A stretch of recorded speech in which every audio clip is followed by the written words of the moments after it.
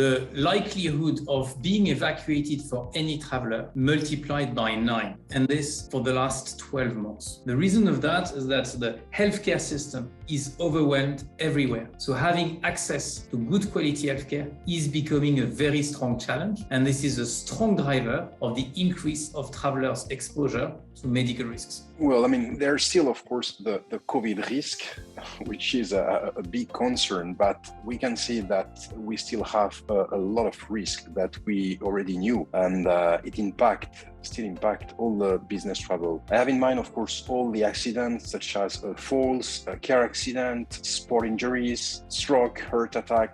All that kind of risk is still there, and it must be considered very seriously by all the companies when they want their employees to travel for business.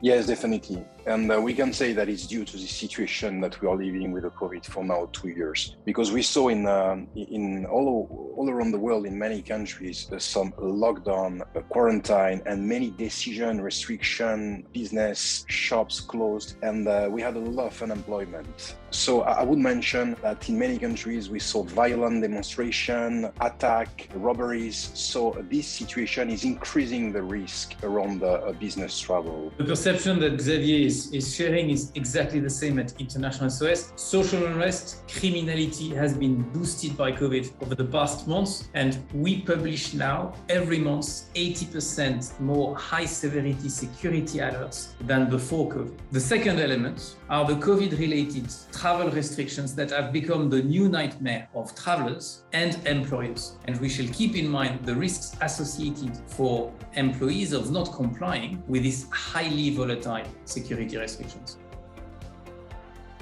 A few weeks ago, we had a survey, and I can share with you that in this survey, we saw that 74% of the employees were thinking that they are less effective than they were before this situation with the COVID. They still think that it's absolutely important to be in front of a client, to have some face-to-face meeting, to see the body language, to be able to have a lunch or a dinner with a client at the restaurant. And this is also the best way to move forward in the business. Mental health is very important because now we are talking about back to business travel, and we must make sure, all the companies must make sure that their employees are comfortable with the idea to travel again for business, and they have no stress with all what happened now and all the risk around the business travel. Not being able to travel is a key risk for companies' business. So business travel is now a competitive advantage for many organizations. But the administrative burden imposed by travel restrictions to employers and the surge in demand for HR, security, travel departments is impacting as well the productivity of companies. Medical evacuations are much more likely today, and there is a strong pressure on access to medical evacuation capabilities. So we see the costs of medical evacuation increasing significantly by 52% over the last 6 months, and this is as well a financial risk for companies. Duty of care, it's not new. I mean, it's a huge responsibility for all the companies. And we had so many opportunities to discuss about this topic with some clients and brokers. Now it's even more important with the COVID situation. All companies, they must make sure that their employees are traveling for business in the best conditions possible. I have in mind the protocol, for example, pre-travel, during travel, post-travel. This protocol must be updated and absolutely very clear.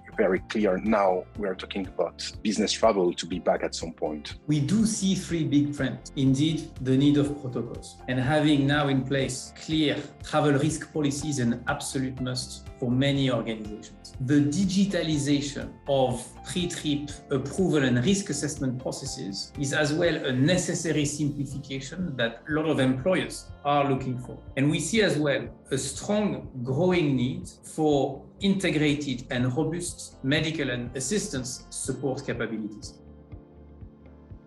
Just spend some time on your travel policy insurance. make sure that your program is answering all your needs. I'm talking about the TNC, the benefit, the deductible. Make sure that this is a tailored solutions and it fits all your needs. I would also mention that you probably have some different type of business travelers, short-term, long-term, specialist occupation. It requires different covers. So also make sure that you got the perfect solutions for all kind of business travels that you got in your employees, in your staff. While travel is back, the complexity and the risks are probably here to stay for quite long. So prevention is a need more than ever. And in this regard, the new ISO 31030 travel risk management guideline can be of very good help for many organizations.